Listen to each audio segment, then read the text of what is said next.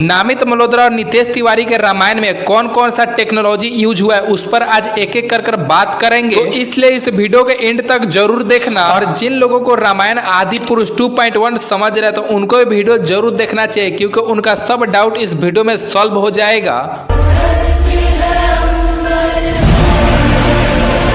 तो रामायण मूवी पिछले 10 सालों से काम चल रहा है, जिसमें 5 साल सिर्फ रिसर्च में लगा है, जिसमें सबसे पहले वर्ल्ड बिल्डिंग को रिसर्च किया गया, कैरेक्टर के कॉस्ट्यूम कैसा होगा उस पर रिसर्च किया गया, और मूवी में जो क्रिएटर दिखाया जाएगा उनके लुक को रिसर्च किया गया, और ऐसे बहुत सारे डीपली रिसर्च किया गया। उसके बाद रामायण मूवी में प्री विजुअल टेक्नोलॉजी यूज किया गया। इसका मतलब है कि असली शूटिंग शुरू होने से पहले कंप्यूटर पर 3D रफ मॉडल बना लिया गया। इस रफ वर्जन से पहले ही फिक्स हो जाता है कि एक्टर का पोजीशन क्या होगा, उनका मोमेंट कैसा होगा, फाइट सीन कैसा होगा, कैमरा एंगल कैसा होगा, और फाइनल स्क्रीन पर VFX कैसे काम करेगा। जब पहले ही कंप्यूटर पर यह प्लान फिक्स हो जाता है तो शूटिंग के टाइम पर डायरेक्टर और एक्टर के एग्जैक्ट पता होता है कि हर सीन कैसे शूट करना है। जब ये सब पहले से कंप्यूटर पर प्लान हो जाता है तो शूटिंग के टाइम पर कोई डाउट नहीं रहता है। इससे टाइम और बजट दोनों बचता है, तो पोस्ट प्रोडक्शन में फाइनल VFX के साथ मैच करना बहुत आसान होता है। अगर सिंपल शब्द में बोले तो प्री विजुअल मूवी के रफ एनिमेशन ब्लूप्रिंट होता है, जो शूटिंग से पहले ही बनाया जाता है ताकि हर सीन परफेक्ट तरीका से शूट हो सके। जिसके बाद रामायण मूवी में सिम्बलिक सिस्टम टेक्नोलॉजी इस्तेमाल किया जाता है। यह एडवांस टेक्नोलॉजी है जिसमें शूटिंग के टाइम पर रियल एक्टर को CGI कैरेक्टर के एनवायरमेंट के साथ देखा जा सकता है। नॉर्मल ग्रीन स्क्रीन या ब्लू स्क्रीन के शूटिंग के समय पर एक्टर को नॉर्मल बैकग्राउंड दिखाया जाता है, उसके बाद VFX को ऐड किया जाता है। लेकिन सिम्बलिक टेक्नोलॉजी के मदद से कैमरा मॉनिटर के शूटिंग के समय पर देखा जा सकता है, जैसे लंका, अयोध्या, वानर सेना या दूसरे CGI एनवायरमेंट को रियल एक्टर के साथ दिखाई देता है। इससे डायरेक्टर और एक्टर को पहले पता चल जाता है कि फाइनल सीन स्क्रीन पर कैसा दिखाई देगा। अगर कैमरा एंगल या शूटिंग के समय में कोई प्रॉब्लम हो तो तुरंत ठीक किया जा सके, और शूटिंग के बाद भी और इनहेंस कर दिया जाता है। और यह टेक्नोलॉजी ज्यादा कर हॉलीवुड मूवी में यूज किया जाता है, लेकिन इंडियन मूवी में इसका इस्तेमाल कम किया गया है। लेकिन रामायण के केस में बात अलग है। सिमिलर टेक्नोलॉजी के मदद से मेकर शूटिंग के दौरान ही लाइव मॉनिटर पर देख सकते हैं VFX और CGI को ऐड करने के बाद फाइनल सीन कैसा दिखाई देगा। अगर किसी शूटिंग में कमी हो तो उसे तुरंत ठीक किया जा सकता है। इसका मतलब वह नहीं है कि रामायण में सिर्फ VFX ही यूज किया गया है। जहां जरूरत था तब वहां बड़े बड़े सेट लगाकर शूटिंग किया गया है, और जहां कुछ सेट को बड़ा दिखाना था वहां कुछ VFX को ऐड किया गया। जिसके बाद रामायण मूवी में यूज हो रहा है एडवांस मोशन कैप्चर। अवतार, प्लैनेट ऑफ और मार्वल जैसे मूवी में यह टेक्नोलॉजी यूज किया जाता है। SS राजमौली के न्यू मूवी वाराणसी में भी टेक्नोलॉजी यूज किया गया है। इस टेक्नोलॉजी में एक्टर को सूट पहनाते और इसे छोटे छोटे ट्रैकर लगा रहता है। सूट में लगा कैमरा एक्टर के मोशन को रिकॉर्ड करता है, फेस को रिकॉर्ड करता है, और एक्टर के फेस पर एक छोटा डॉट लगाते हैं और एक कैमरा उसके फेस के सामने लगाया जाता है, और फेस को पूरे अच्छी तरीके से रिकॉर्ड करता है, और इस सारा रिकॉर्डर कंप्यूटर में चला जाता है और कंप्यूटर एक्टर का डिजिटल वर्जन बना देता है। जिसके बाद VFX टीम उन मोमेंट को किसी भी CGI कैरेक्टर में बना देती है। फॉर एग्जांपल हनुमान, वानर या राक्षस लगा देती है, और फाइनल रिजल्ट में CGI कैरेक्टर एक्टर के जैसा चलना लड़ना दिखाई देने लगता है, जो कि बहुत ज्यादा रियल लगता है। जिसके बाद VFX और टेक्नोलॉजी के अलावा एक चीज है जो रामायण मूवी के बाकी दूसरे मूवी से अलग बनाता है, वह है कैमरा फॉर्मेट। किसी फिल्म के शूटिंग 2.391 रेशियो में किया जाता है, लेकिन रामायण मूवी के शूटिंग 1.901 एक्सपेक्ट रेशियो में किया गया है। इसके पीछे का बहुत बड़ा रीजन है, इंडिया में जितना IMAX थिएटर है उसका रेशियो 1.901 है, और इन्हें जनरली IMAX कहते हैं। और ये ओरिजिनल IMAX स्क्रीन है, डिजिटली IMAX स्क्रीन है। जब कोई मूवी 1.901 एक्सपेक्ट रेशियो में शूट किया जाता है तब IMAX थिएटर में ऑडियंस 2.391 एक्सपेक्ट रेशियो में कंपेयर ज्यादा इमेज दिखाई देता है। स्क्रीन के ऊपर और नीचे के एरिया भी फुल होता है, जिसका विजुअल ग्रेन दिखाई देता है। अगर रियल IMAX की बात करें तो ओरिजिनल थिएटर 1.431 होता है, दुनिया के इमोशनल थिएटर माना जाता है। इस फॉर्मेट में स्क्रीन और ज्यादा ट्रोल लगता है, और पूरे वर्ल्ड में लगभग 1800 IMAX थिएटर है, लेकिन उसमें 41 ट्रूल IMAX स्क्रीन है, और इंडिया में 34 IMAX थिएटर है। लेकिन इसमें एक IMAX स्क्रीन है जो अहमदाबाद के साइंस सिटी में मौजूद है, लेकिन वहां पर कमर्शियल मूवी रिलीज नहीं होता है। उस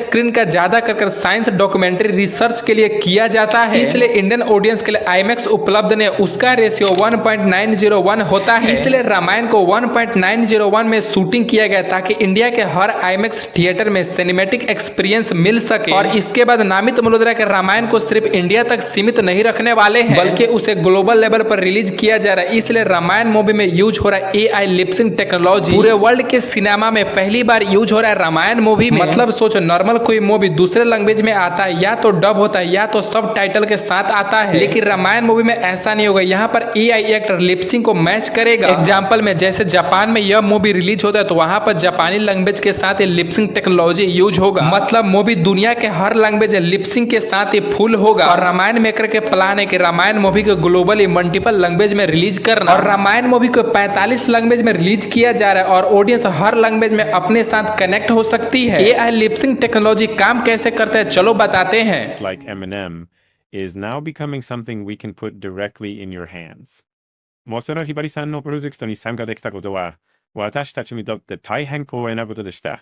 هذا المجتمع يجمع أشخاصا يساهمون في تشكيل مستقبل الإعلام والتقنية जहाँ कोई भी वो स्तर बना सकता है जो पहले सिर्फ स्टूडियो के पास होता था। Lo que parecía imposible hace un año hoy podemos ponerlo directamente en las manos de las personas। और रामायण मूवी में BFX के काम कर रही है DNG कंपनी। DNG कंपनी दुनिया के टॉप BFX कंपनियों में आता है, जिसने हॉलीवुड के बहुत सारे मूवी में काम किया है और ये मल्टीपल टाइम ऑस्कर भी रह चुका है। और एक इंटरेस्टिंग बात है कि रामायण मूवी को 600 दिन के पोस्ट प्रोडक्शन दिया जा रहा है। मतलब 1 साल पार्ट 1 के लिए और 1 साल पार्ट 2 के लिए, यानी 2 साल के टाइम लगेगा BFX को पूरी तरीके से परफेक्ट बनाने के लिए, ताकि हर सीन नेक्स्ट लेवल पर और लगे। और जो लोग रामायण को आदि पुरुष 2.1 समझ रहे हैं तो वह इस वीडियो को देखकर उनका डाउट क्लियर हो गया होगा। और आपका ओपिनियन क्या है रामायण मूवी के लेकर कमेंट में बता देना। और ऐसे ही कमाल के वीडियो देखने के लिए इस वीडियो को लाइक कर देना, चैनल को सब्सक्राइब जरूर कर देना।